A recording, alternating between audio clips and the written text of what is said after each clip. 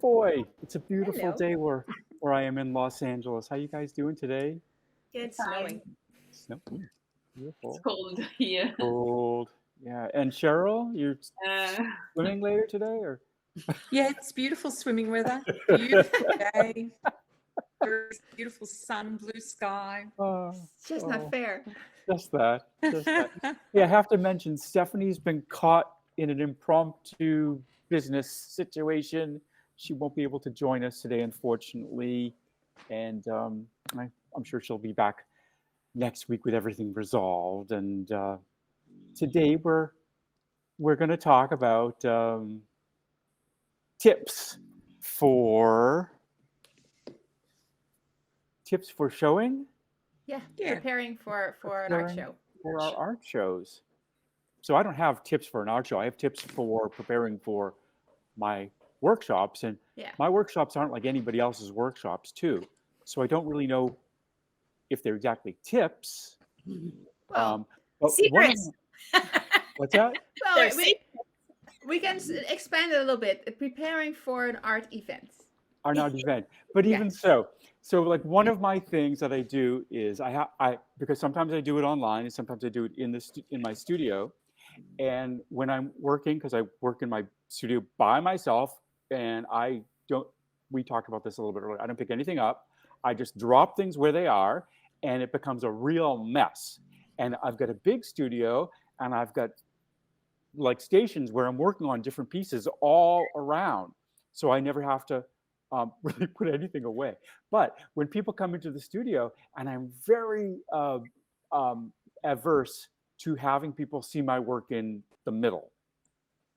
Social media be damned, that's just not something that I do. Maybe I should, but it feels way too vulnerable for me. So I dress the set, and I have to have ways of putting things into places that I can then just like bring out. So I carry things on trays, and I also have tables, and I push the tables to the sides, and I have a series of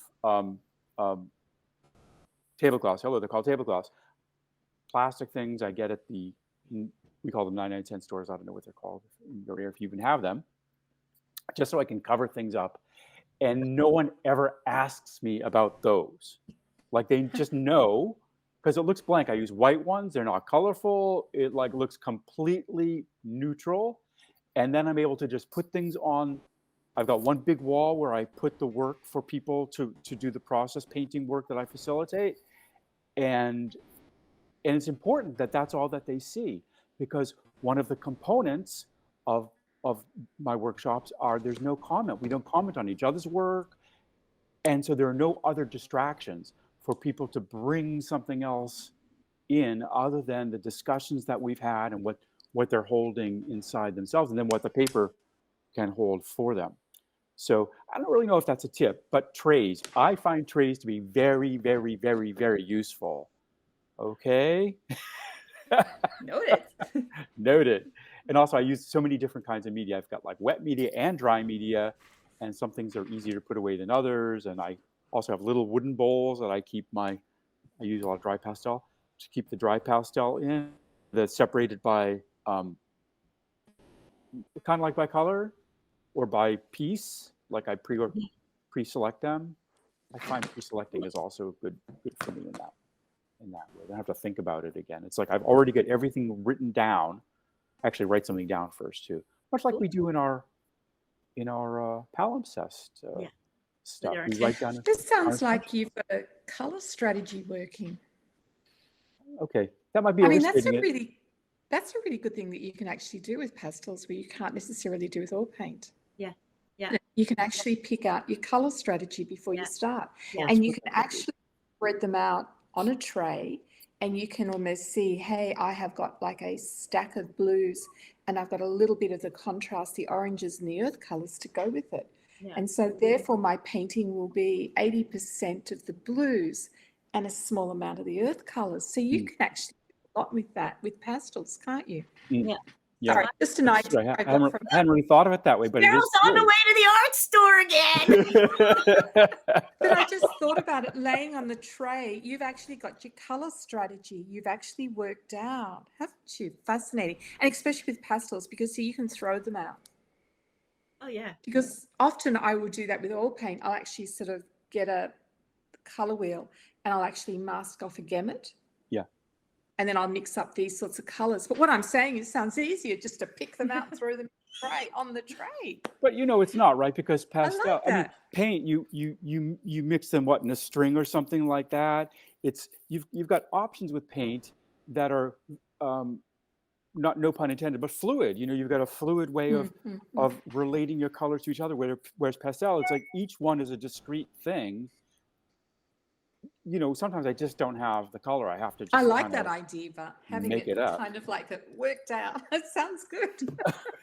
How about you guys? What are your strategies? I was actually given some tips recently in a seminar from a curator. Yeah. So she was helping a bunch of us get prepared for an online virtual show.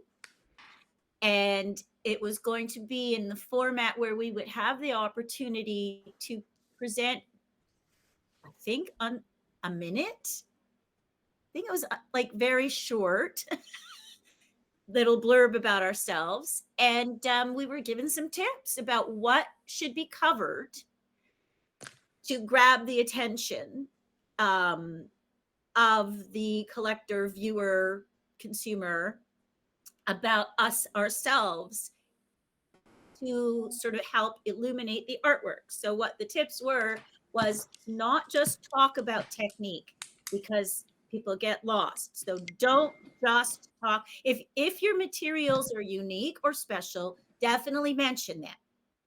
But actually try to say something about yourself. So that was something I have not been trained in. I mean, I went to Fine Art University and I went to college and expressive arts therapy training. And throughout all of that, no one ever taught us how to speak about ourselves and our artwork. It was always about the artwork. It was always about make sure you have your research and you know your art historical references. But in point of fact, when you have a short amount of time to present yourself, whether it's in a written statement underneath your painting or a verbal audio, it's actually important to say something about yourself and not just the artwork.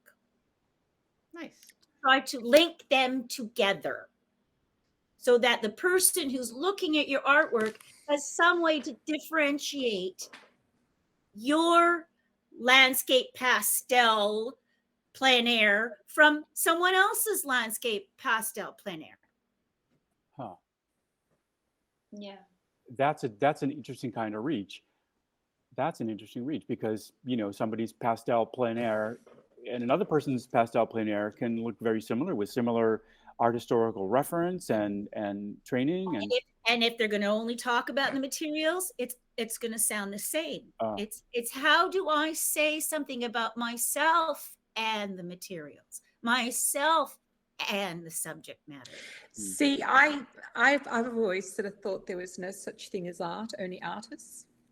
And I have always, cool. Yeah. Whereas that whole idea of sort of having that end product.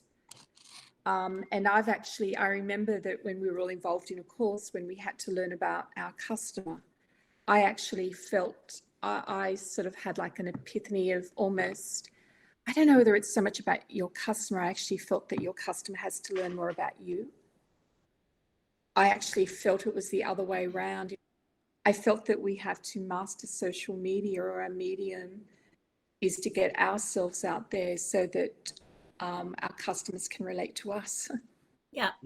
I thought it was almost like the opposite. Yeah, well, my training was absolutely opposite. My training for all those years was it's all about the art and not the artist. See, whereas I don't feel as if that's yeah. the whole other way of preparing Yeah. for yeah. an art show, because you're not just preparing your art, which is very important, but you're preparing yourself. It's a mindset presentation, autobiographical, actually feeling the feeling that you Yes. convey or want to. It forced us all who were taking the seminar to have to actually think about the why, which is how we all got together in the first place, was exploring the why of why we're making art together. It's like everybody in the seminar was like, oh, what would I say? For me, it was easy because I can say I had to relearn how to walk after a surgery on my own. And so when I go for a walk in the woods and I get the subject matter for my work, it's a privilege and it means a great deal to me personally. Okay, I got to stop you right there, Rose, because I don't think you've ever said that out loud. I don't think I've ever. Have you guys ever heard Rose talk about that particular thing before? Nope. And it is really deep and wow, like that's And a I wow wouldn't have gotten there without the help of this particular.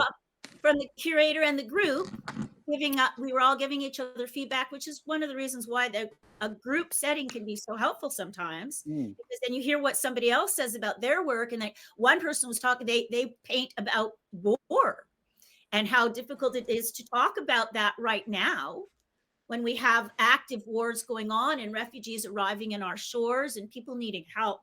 And she was getting a lot of help from the other artists about how you connect that to your own personal experience. And she did have personal experience. Oh, wow. Wow. Laura, Denise, what you guys have different kinds of training than we've all had. In my experience organizing an event show, one tip could be it's linked in some way with what Rosa said. Decide the theme and the titles of the exhibition. It's important because it captures the attention of the people that know about the exhibition, and maybe they can find a connection about what you are showing and talking about through the image. So the title and the theme, that has to be cohesive in some way, and because the viewer has to feel like an immersion in your artwork. That's a really good tip. Yeah, I guess my tips are a little more on the practical side of things. I would say, first off, create a mock-up of your display, either physically or digitally. Figure out how many pieces you're going to be bringing, where they're going to hang, like how is it going to look on the wall, how much space do you have, how does this wall need to be hung, how do the pieces come together, how you lead your audience on an adventure, on a journey through your work. Cheryl mentioned that the last time when she said she actually scoped out the gallery first and saw, okay, well, this wall is big and this one has to have the impact and exactly. Strategy. Yep. Yeah. That would be my number one. That's one of the first things that I do. And do you see them in scale on your mock-up? Yes. Yeah, ideally I have the measurements of the wall. Yeah, most of the time, even if in a gallery, I'll ask at least the measurement of one of the walls so I can get sort of an idea, or I measure them myself. Yes. Wow, that's So like that's a lot a good of work. tip that spins off into how you guys are following your leads and helping your potential collector be able to envision it on their own wall. Yes. So that's like you're doing it for your show, but in developing that ability, you are also developing your skills in being able to show your potential collector the same thing, essentially. Exactly. Yeah, that's a great. Cheryl, do you have a tip for preparing for an art show? Yeah, well, I was going to sort of say you really do need to price your work, and perhaps to keep it really consistent. You don't want, I often think pricing by size is often helpful. I would hate to think that somebody came up and this one was cheaper than that one, but it was the same size, and you might have to say, yeah, but I didn't put as much work into it, or I didn't think it was as good. I Yeah. just don't think you want to say that. So I No. often think that if you could do the size thing to be consistent, Yeah. Agreed. Yes.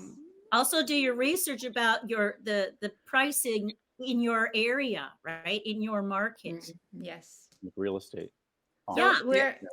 we're always ways in our episode, so maybe we could do a quick firing round, like a quick, like everybody Okay. give like one I or have- two more tips.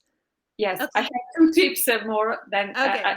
I tell very, very quick. One, I think it's important, related to what you said, Denise, is the light, how you light your artwork, because sometimes also well displayed art are not well lightened, and so you cannot appreciate. The second one is very quick. What I've done always in my exhibition to have a book with all the guests can sign and write something to you, and it's so good years after to reread what people has told to you about your art. Is that's feel, nice. feel your Yes. art. Oh, Your that's a wonderful art. idea. Feel your. So this is That's a good use for those beautiful sketchbooks that somebody has given you that you've never wanted to use. Yes. For your guest book. That's Yeah. a great idea Yeah. too. Yeah. Also Yeah. signage, and these days, especially people's attention spans are so short, but they might see something that grabs their attention and they want to go back later. So make sure you have your QR code, your business card, whatever you're using, yes. readily, easily seen and available. Because at some of the trade shows I went to, I couldn't see, and the artist wasn't standing at their booth, and I couldn't see where their contact info was for me to just pick it up. So you can't have it hidden behind or under the table or something. Right. Cheryl. Oh gosh, I've run out. Come on, one more. I think that on the night you have to, if you have an opening or if you have something sort of special, I think that you really have to free yourself up. So you really have to encourage your friends or family to come along and manage the bar, or to be a few of your disciples for you, so that you don't have to do anything. Yeah. You need to be available to chat and talk. Perfect. Ross, quick one. So I had this tip from somebody. So I sell a lot virtually, and they told me, and I write this copy, and they said include in the copy a description of what the picture is. And I thought, well, that's just silly. Why would I want to say here's this blue sky and here's this green earth, and what would that be? And unbelievably, it works to actually describe what the picture is as if they're not even looking at the picture. It's amazing. That's amazing. Very So I have two more quick ones. One would be when you, in addition to like figuring out your space, make sure that your space is not overcrowded. Give your artwork space to breathe. So don't put like 50 small artworks on one wall. Like put it nice and spaced, single line. Oh, sorry, nice that and reminds me of clean. Gainsborough. He was always complaining about how they would display his work in the Yeah, salon. it needs to be nice and clean. And then to add on to Lara's idea of the guest book, have a way to capture email addresses and contact information from the people that are coming to visit you, because many people might not be in the position to buy a piece right away. But if you can be the person to contact them, then you can start a relationship with them, and you can they might come back around another time. While if you have to wait for them, then your card might be buried underneath a mountain of stuff. They don't remember you. So if you keep in touch with them. But if you want to do that, you have to have their information. So have either a physical or digital way to capture that. How do you collect information, Denise? You go to so many shows. I do it on I have actually a MailChimp form that I created. that is linked to my MailChimp account, and that I run that on my phone. So I ask What's an people, app? oh, do you want me to send you? No, not an app. Just I have a link to the website, to the landing page on my phone, Oh, nice. and then I'll give them my phone, and I'll tell them, oh, do you want to like get a catalog, or do you want me to send you a picture? And then they fill out the form, and then all the information gets captured, and they have to do it right away because they have to give me my phone back. Yeah. Oh. Mine is Oh, not isn't as that interesting? sophisticated. I just have a second phone, and I just open the notes, the Samsung Notes, Yep. and ask people to enter their own email address and name and whatever they want. Yep. Sometimes they don't want to put their name and phone number, but they put their email address. So they enter it themselves, so there's no typos, and then they have to hand me the phone back. This is a key But thing. a booklet written down also works really well. Lower tech, Hmm. but it works. Yes. So, Laura, you using the guest book as a means of also capturing their information? No. It was just they were just Feedback. the signature dedication about the event or what they have seen there. It's like a praise book almost, or a that's Like my wife. this? Guest book. Once Yeah. I had an entry once in a guest book that changed the trajectory of my career, to be honest with you. And I was in a group show. It was called Extraordinary Art, Extraordinary Lives. It was a group show for artists with disabilities. And I painted something about Frida Kahlo and me having a relationship basically over an IV intravenous line. And I got a comment in the guest book that literally said, for years, I thought I was being supportive to a member of my family who has chronic illness, but after seeing your painting, I realized I wasn't. Wow. Wow. Oh, It how was, impactful is that? it changed. Like that was part of why I stopped just keeping my artwork to myself. Wow. To know that Yes, you're book can reaching be very somebody. powerful. Wonderful.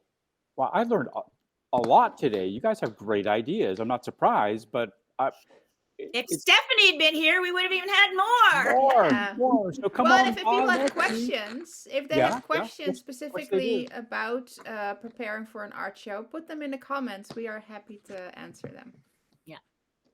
Cool. Good idea. Cool. Another How good idea. exciting. Okay, Cheryl's got to go to the beach. We all have to get warm. Let's get together next I'm gonna week. get cool. You're gonna get cool. Cool off. You're hot. We're gonna go play in the snow on the mountain. Yeah, right. Yeah. Okay, my friends. I'll see you next week. Bye Thanks, bye. guys. Bye.